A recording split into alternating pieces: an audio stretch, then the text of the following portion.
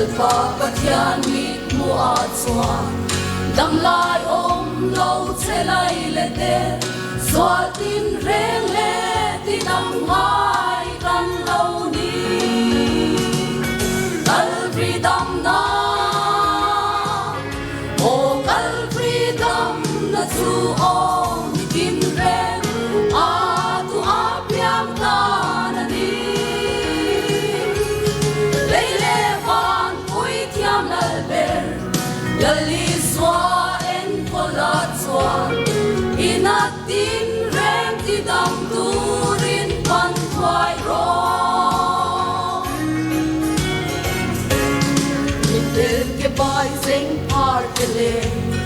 rang khwai so dam lo na tin re lei mi shin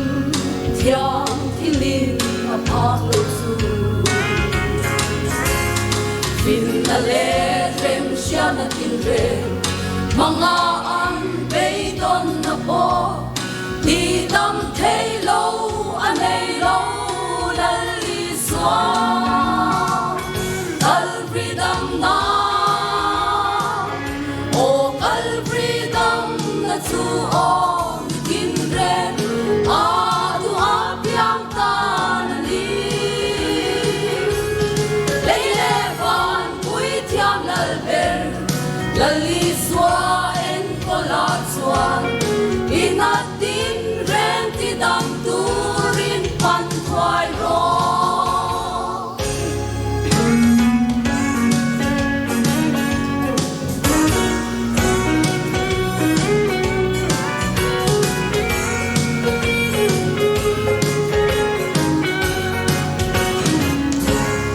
mi hau sa le re thei te le mi tin reng le adu apiang lali swa twar sapna ring tu te chwa athonin dam nakim manu athonin chang tu an ni ze kan ril ru kan tak sa tharau dam na kal freedom na o kal freedom na chu o mi tin re a tu a piang ta na ni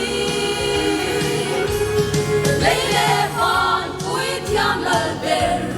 lali swa en kola chuan inatin reng ti dam turin pan thwai ro se tana di nu da na le ya pola na par na chu lali swa na ne ta i lo dam ta ko se ti thei na mang su in i me ma se tan na chu re na thu quan kum ro